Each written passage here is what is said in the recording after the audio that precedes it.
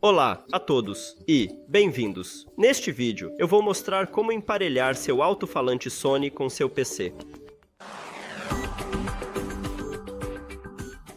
Você deve começar pressionando primeiramente o botão do Windows.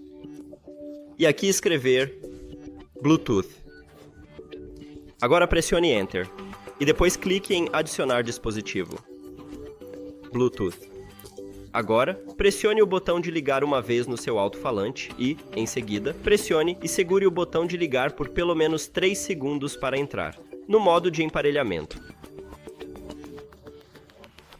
Agora devemos vê-lo na lista de dispositivos e simplesmente basta clicar nele.